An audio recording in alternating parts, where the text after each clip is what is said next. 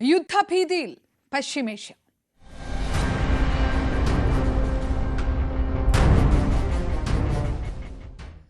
Israel Iran സംഘർഷം യുദ്ധസമാനമായ സാഹചര്യത്തിലേക്ക് നീങ്ങുന്നു.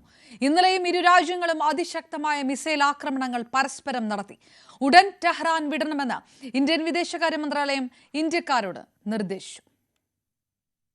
ഇസ്രയേൽ ഇറാൻ സംഘർഷം രൂക്ഷമായേക്കുമെന്ന സൂചനയാണ് പുറത്തുവരുന്നത്.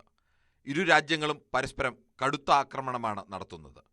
ഇസ്രയേലിൽ നിന്നും സ്വന്തം പൗരന്മാരെ റഷ്യ കരമാർഗം ഒഴിപ്പിക്കുകയാണ്. ഇറാൻ തലസ്ഥാനമായ ടെഹ്റാനിൽ നിന്നും ഇന്ത്യക്കാരെ മാറ്റാനുള്ള ആലോചനയും നടക്കുന്നുണ്ട്. ടെഹ്റാനുമേൽ കടുത്ത ആക്രമണം ഉടൻ ഉണ്ടാകുമെന്ന ഇസ്രയേൽ മുന്നറിയിപ്പിന് പിന്നാലെയാണ് നടപടി. ഇസ്രയേലിലെ ഇന്ത്യക്കാർ വ്യക്തിഗത വിവരങ്ങൾ നൽകണമെന്നും ഇസ്രയേലിലെ ഇന്ത്യൻ എംബസി നിർദ്ദേശിച്ചിട്ടുണ്ട്.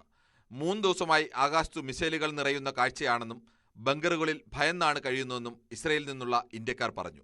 1500ഓളം ഇന്ത്യക്കാരാണ് ഇസ്രയേലിലുള്ളത്. ഇസ്രയേലിലെ ടെൽ അവീവിലും ഹൈഫയിലും രാത്രി കടുത്ത മിസൈൽ ആക്രമണമുണ്ടായി.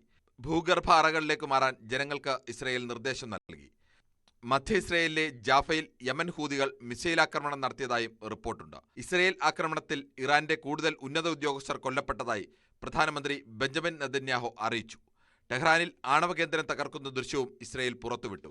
ഇറാന്റെ പരമോന്നത നേതാവ് അയത്തൊള്ള ഖൊമേനിയെ വധിക്കാൻ ഇസ്രയേൽ ആലോചിച്ചെന്നും അമേരിക്ക അത് തടഞ്ഞെന്നുമുള്ള സ്ഥിരീകരിക്കാത്ത റിപ്പോർട്ടുകളും പുറത്തുവരുന്നുണ്ട്. സമാധാന ചർച്ചകൾക്ക് സമയമായെന്നും ആക്രമണത്തിൽ അമേരിക്ക നേരിട്ട് ഇതുവരെ ഇടപെട്ടിട്ടില്ലെന്നും അതേസമയം ഇനി ഇടപെടുമോ എന്ന് പറയാനാകില്ലെന്നും അമേരിക്കൻ പ്രസിഡന്റ് ഡൊണാൾഡ് ട്രംപ് പ്രതികരിച്ചു. നേരത്തെ ഫോക്സ് ന്യൂസിന് നൽകിയ അഭിമുഖത്തിൽ ഇറാനുമേലുള്ള ആക്രമണത്തിൽ അമേരിക്കയുടെ സഹായമുണ്ടെന്ന് ഇസ്രയേൽ പ്രധാനമന്ത്രി ബെഞ്ചമിൻ നെതന്യാഹു വ്യക്തമാക്കിയിരുന്നു. International desk, news 18.